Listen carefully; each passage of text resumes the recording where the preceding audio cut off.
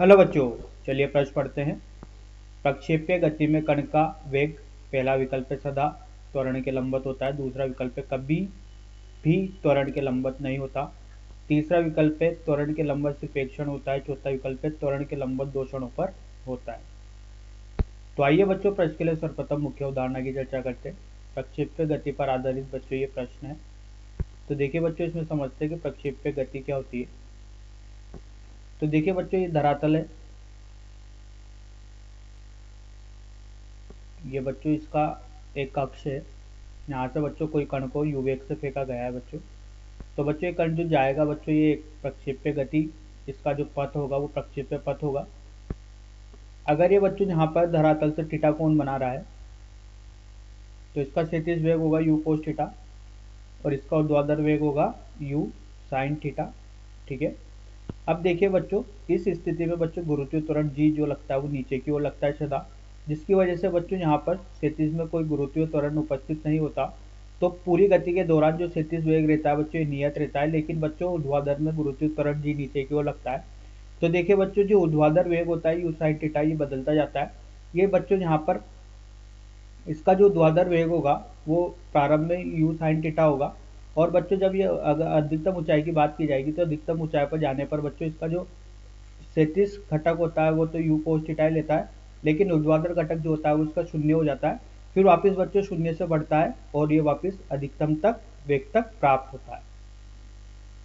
तो आइए बच्चों, इस मुख्य उदाहरण के आधार पर ही प्रश्न को हल करते हैं। तो देखिए बोला गया है कि प्रक्षेप्य में कण का वेग, तो जैसा मुख्य उदाहरण में देखा बच्चों कि क्षैतिज घटक जो होता है बच्चों वेग का, क्षैतिज घटक वेग का ये नियत बना रहता है बच्चों पूरी गति के दौरान। ठीक है। और बच्चों अगर ऊर्ध्वाधर घटक की बात की जाए तो ऊर्ध्वाधर घटक जो होता है, ये ऊर्ध्वाधर घटक जो है वो अधिकतम से शून्य तक जाता है। ये u cos थीटा से कहाँ तक जाता है बच्चों? शून्य तक जाता है ऊर्ध्वाधर घटक। ठीक है। तो ऊर्ध्व में जाके अधिकतम ऊंचाई पर जाकर बच्चों ये क्या हो जाता है? शून्य हो जाता है। अब देखिए बच्चों, इस क्षण पर, ठीक है, या उस क्षण की बात करें तो अधिकतम ऊंचाई पर ये एक ही क्षण होगा बच्चों। ठीक है। इसका ऊर्ध्वाधर घटक क्या होगा बच्चों? ऊर्ध्वाधर घटक जो होगा ये वेग का शून्य हो जाएगा। ठीक है। तो ऊर्ध्वाधर घटक अगर वेग का शून्य हो गया है बच्चों इस क्षण पर, तो बोला गया है कि कण के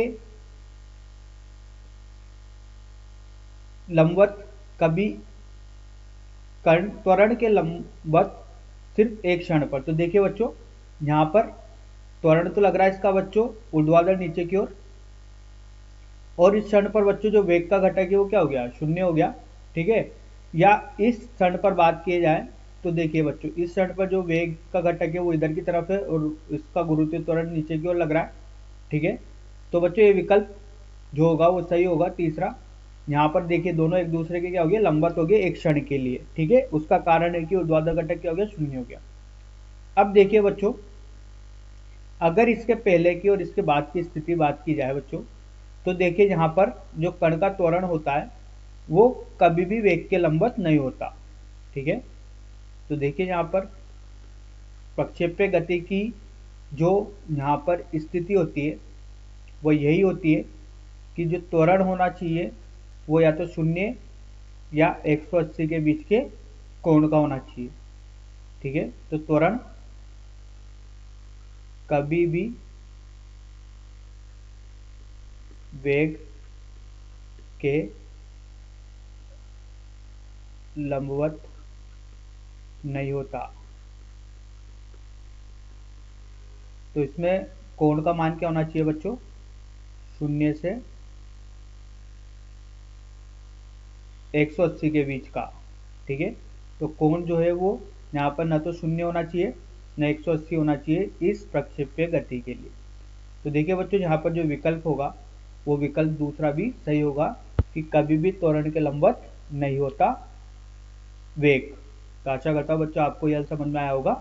धन्यवाद।